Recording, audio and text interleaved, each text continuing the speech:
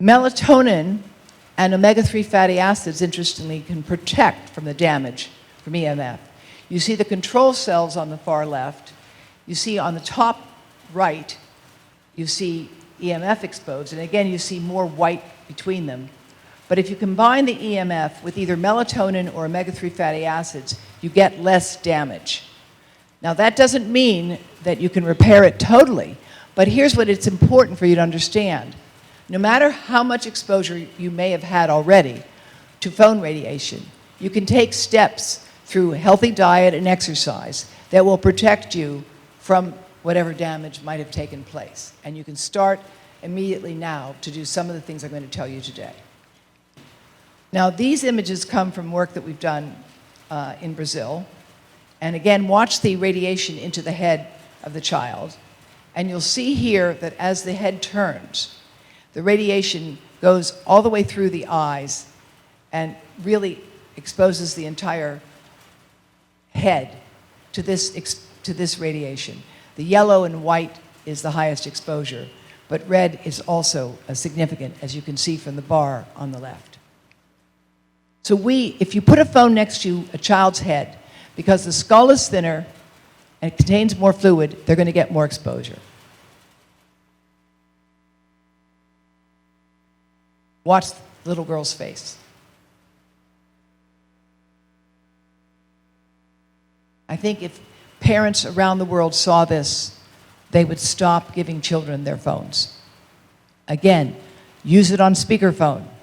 Use it with a headset that's wired. But do not give it to children as a toy.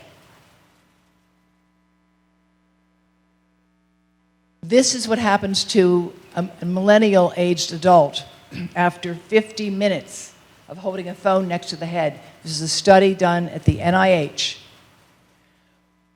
The person did not know. They were hooked up to a headset. On both sides there were phones. They did not know if the phone was turned on or not. They didn't know.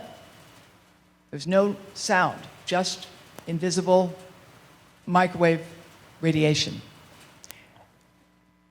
And what they found was that in that part of the brain, seen in the top left slide, the red areas, that's sugar. That's glucose in the brain. Now think about it. Dementia has been called diabetes of the brain because people with dementia have excessive levels of glucose in their brains.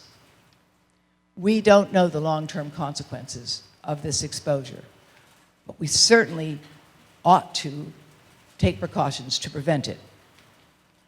What we do know in children is that teenagers whose phone records were used for this study, 7th to 9th graders, had a reduction in figural memory, in their ability to remember images and figures. Significant decrease in memory. After just 1 year, those kids that used the phones the most had a reduction in their memory. We also have studies looking at the blood of people who have lived near to mobile phone base stations. And this study found in the blood of these people who live near the base stations different chemicals, glutathione, catalase, superoxide dismutase, which are markers of DNA damage, which indicate increased risks of cancer.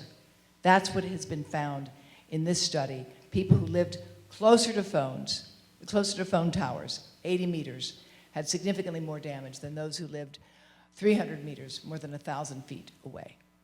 Looking at their blood. And these towers operated at levels that are 1/10 those that have been allowed in the United States.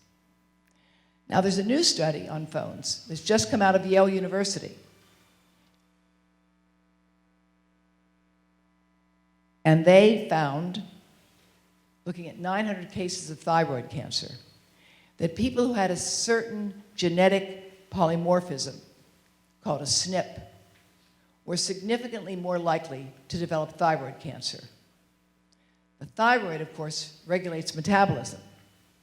Cell phone users who had more of specific SNPs in their genes were twice as likely to develop cancer.